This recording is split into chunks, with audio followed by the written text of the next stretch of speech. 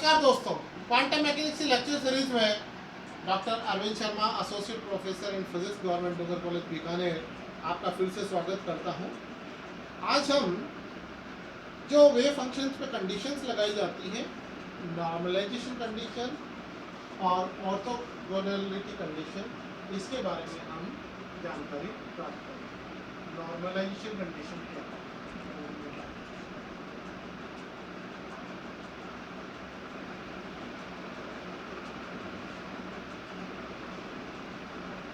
प्रसामान्यकरण प्रतिबंध, normalisation condition, प्रसामान्यकरण प्रतिबंध क्या होता है, तरंग फलन पे कैसे लगता है। जैसे कि हमने कल तरंग फलन की जो हमने वेव फंक्शन में इंटरप्रिटेशन किया था, फिजिकल इंटरप्रिटेशन किया था, उसमें हमने देखा प्रोबेबिलिटी से रिलेटेड होता है। वहां हमने ये देखा था कि जो प्रोबेबिलिटी जो होती है वो इस प्रकार से तरंग फलन के मैग्नीट्यूड के स्क्वायर के बराबर होती है। तरंग फलन के परिमाण के स्क्वायर के बराबर होती है। प्रायिकता की यदि अपन बात करें तो संपूर्ण आकाश में कण के पाए जाने की प्रायिकता एक होती है। कहीं न कहीं तो कण पाया जाएगा, अर्थात यदि हम यहाँ इसे इस प्रकार से लेके लिमिट अपन ले लें माइनस इन्फिनिटी से प्लस इन्फिनिटी, अर्थात संपूर्ण आकाश में कण के पाए जाने की प्रायिकता जो है वो एक होती है। तो आपके पास में राइट हैंड साइड में जो कंडीशन है ये बराबर होती है। तो ये जो कंडीशन होती है ये कहलाती है नॉर्मलाइजेशन कंडीशन। अगर लिमिट नहीं लिखी हुई है इसका तात्पर्य है माइनस इन्फिनिटी से प्लस इन्फिनिटी है। यदि आपके पास में कोई लिमिट दी हुई है, मान लीजिए कहीं कोई कण किसी बॉक्स में है, 0 से a तक है और वहां उसके पाए जाने की प्रायिकता 1 है, तो यहाँ 0 से a आ जाएगा, अर्थात इसकी लिमिट बदलती रहती है आपकी जो प्रॉब्लम है उसके अनुसार। ये कंडीशन कहलाती है नॉर्मलाइजेशन कंडीशन। और नॉर्मलाइजेशन कंडीशन जो अगर अपन यहाँ देखें तो ये किसी कांस्टेंट के बराबर आ रही है, स्थिर राशि के बराबर आ रही है, 1 के बराबर आ रही है, अर्थात ये टाइम पे डिपेंड नहीं करती। ये क्या है? Time independent. यहाँ समय का कोई फैक्टर नहीं आ रहा। यहाँ एक बात खास तौर से आप ध्यान रखें, अभी अपन एक न्यूमेरिकल करके तो देखेंगे। सपोज कर लीजिए कि साई आरटी जो तरंग फलन है वो नॉर्मलाइज्ड नहीं है, तो हम क्या करेंगे, ये जो फॉर्म दे रखी है, कोई भी फॉर्म अगर हमें दे रखी है, मान लीजिए e⁻α हमें दे दिया, तो हम क्या करेंगे, इसको नॉर्मलाइज बनाने के लिए इसको किसी फैक्टर से गुणा करेंगे और इस फैक्टर को से गुणा कर हम इसको यहाँ पर पुट करेंगे और पुट कर हम यहाँ इसमें n का मान निकालेंगे।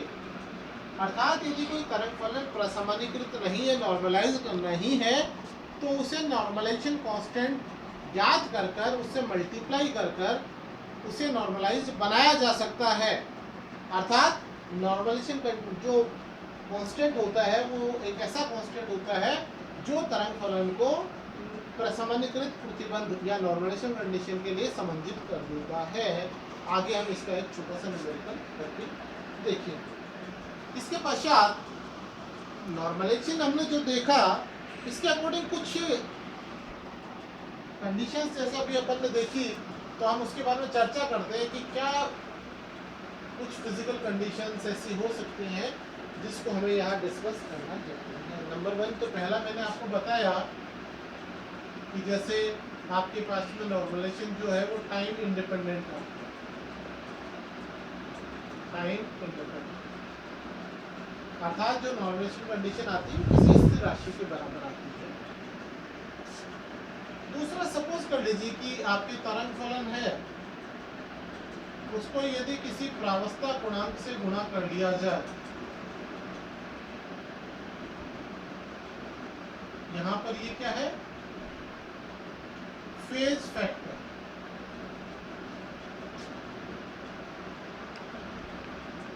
प्रावस्था गुणक,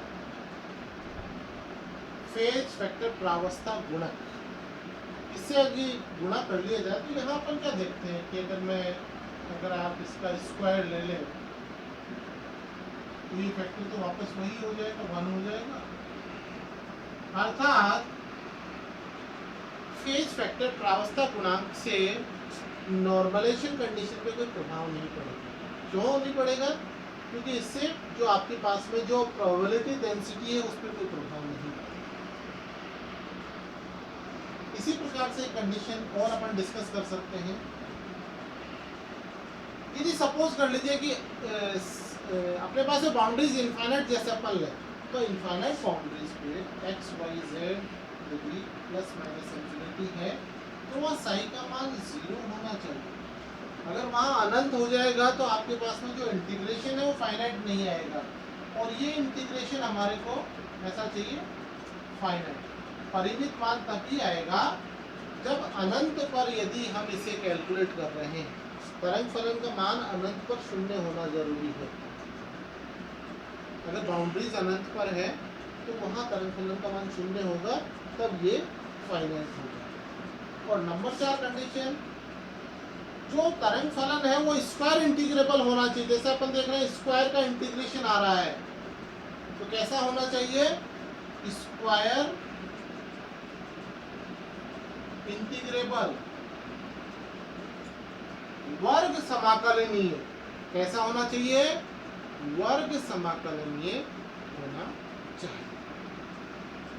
इसके बाद में जो दूसरी कंडीशन आती है वो आती है ऑर्थोगोनैलिटी कंडीशन। ऑर्थोगोनैलिटी कंडीशन क्या होती है? यदि आपके पास में 2 अवस्था फलन है, 2 स्टेट फंक्शन है, तो जो कंडीशन होगी आपके पास में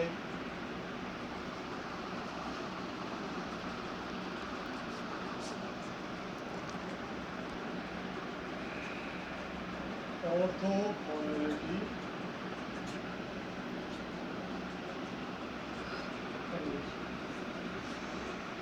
लांबिक प्रतिबंध।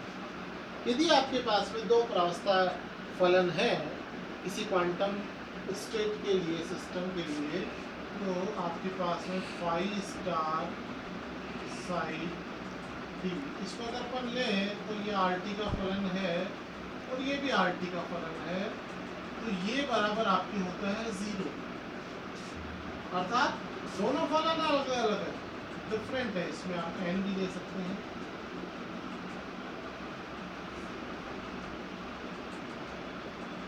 यदि 2 तरंग फलन, 2 वेव फंक्शंस इस तरह की कंडीशन को फॉलो करते हैं या इस तरह की कंडीशन उस पर लागू होती है उन पे तरंग फलनों के लिए, तो वो जो दोनों तरंग फलन है वो लांबिक कहलाते हैं।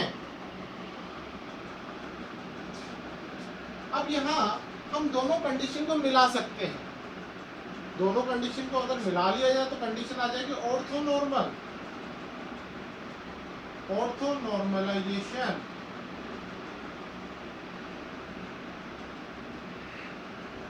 कंडीशन प्रसामान्य लांबिक प्रतिबंध या लांबिक प्रसामान्य प्रतिबंध। ऑर्थो नॉर्मलाइजेशन कंडीशन में यदि आपके पास में 2 वेव फंक्शंस हैं, साई एन और साई एम, तो आपके पास में जो कंडीशन होगी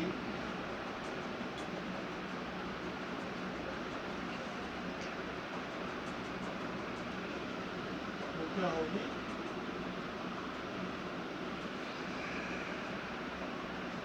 हमने देखा कि इसका मान या तो 1 होता है, 1 कब होगा? यदि n बराबर m है, और बराबर 0 होता है यदि n m के बराबर नहीं है।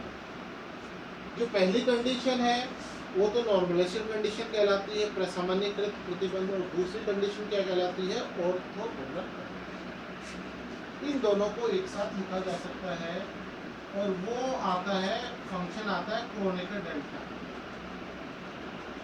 और इसका मान किसके बराबर आता है? क्रोनेकर डेल्टा फंक्शन के बराबर equal to delta N N, ये कहलाता है क्रोनेकर डेल्टा फंक्शन। डेल्टा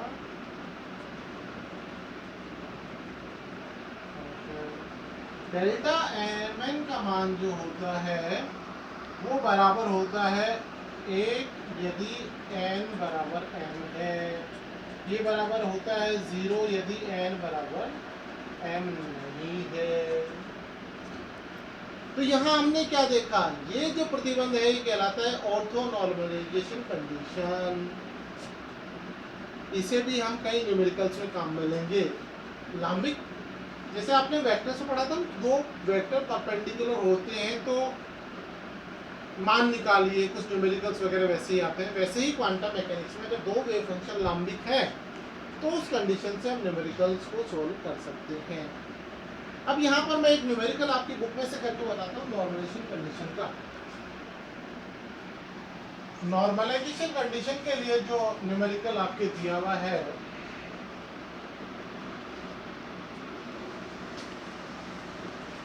आपके जो न्यूमेरिकल, बहुत सारे न्यूमेरिकल मिल जाते हैं, अलग अलग बुक्स में है। आपकी जो CBH वाले बुक में जो दिया हुआ, आपकी जो टेक्स्ट बुक है उसमें एक छोटा सा न्यूमेरिकल जो है वो मैं आपको करके बता देता हूँ। उस न्यूमेरिकल को यदि आप समझ लेंगे, एक्चुअल में हमें क्या करना पड़ता है, न्यूमेरिकल को कैसे करते हैं, उसकी थ्योरेटिकल अप्रोच को, सैद्धांतिक जो प्रारूप है हमें न्यूमेरिकल को सॉल्व करने का, वो अप्रोच हमें आनी चाहिए। अगर उस अप्रोच को अगर हम फॉलो कर लेते तो एक न्यूमेरिकल करने के बाद में भी हम सारे न्यूमेरिकल को समझ सकते हैं। जैसे ये आपके एग्जाम्पल दिया हुआ है, एग्जाम्पल 1 है, आपका पेज नंबर है 2.17, जो CBH की बुक है। क्योंकि टेक्स्ट बुक आप नॉर्मली यूज लेते हैं UG में, इसीलिए मैं इस बुक से आपको करवा रहा हूँ। यदि किसी कण की एक विमा में परास, कोई कण है जो एक विमा में चल रहा है, अर्थात 0 से a के बीच में गति कर रहा है, और उसका तरंग फलन जो दिया हुआ है वो साइन x बराबर a sine n pi x, ये गिवन है, न्यूमेरिकल में दिया हुआ है। न्यूमेरिकल में हमें बहुत जरूरी होती है कि दिया हुआ क्या है, हमें निकालना क्या है, ये बहुत महत्वपूर्ण होता है। ये साई का मान ये है, 0 से a के बीच में यदि कण है तो उसका तरंग फलन का मान ये दिया हुआ है। अर्थात ये क्या है, यहाँ इसको यहाँ लिख लीजिए, for x between 0 to a, और साई का मान equal to 0 for other place, for other, मतलब इस कंडीशन की, इसके बाहर इसका मान 0 है, अर्थात इसके बाहर कण के पाए जाने की प्रायिकता 0 होती है। अब यहाँ जो प्रशमनीकरण गुणांक है, जैसे मैंने आपको बताया था, ये आपको कैलकुलेट क्या करना है, नॉर्मलाइजेशन कांस्टेंट, नॉर्मलाइजेशन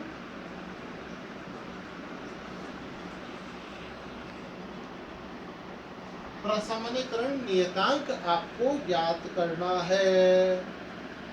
तो ज्ञात करना बड़ा आसान है। आपके पास में जो कंडीशन है, कंडीशन क्या दी हुई है आपके, नॉर्मलाइजेशन कंडीशन क्या होती है, Sai star RT Sai RT dV बराबर 1। अब आपको करना क्या है, यहाँ वेव फंक्शन आपको दिया हुआ है 0 से a के बीच में, 0 से a के अलावा 0 है, अर्थात उसको अपने को लेना नहीं क्योंकि वो 0 आ जाएगा। अब आपको इसमें सॉल्व करने के लिए क्या करना है, इसको थोड़ा ध्यान से देखिए आप।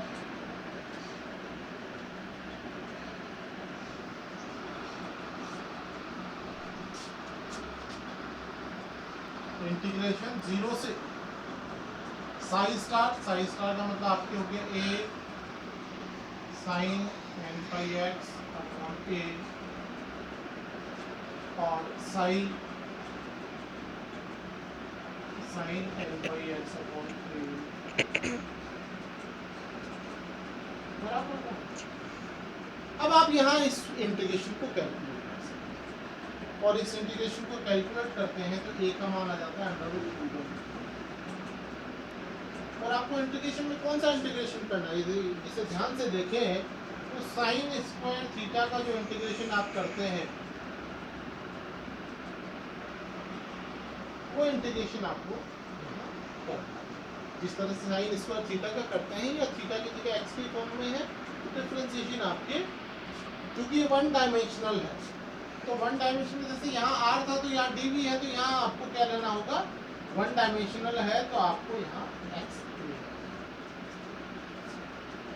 अर्थात आपको इंटीग्रेशन आना जरूरी है। यहाँ एक्सपोनेंशियल फॉर्म में भी हो सकता है यहाँ कोई भी फॉर्म दी हुई हो सकती है अर्थात आपकी जो नॉर्मलाइजेशन कंडीशन से संबंधित जो न्यूमेरिकल है वो एक्चुअल में आपके इंटीग्रल कैलकुलस का क्वेश्चन है।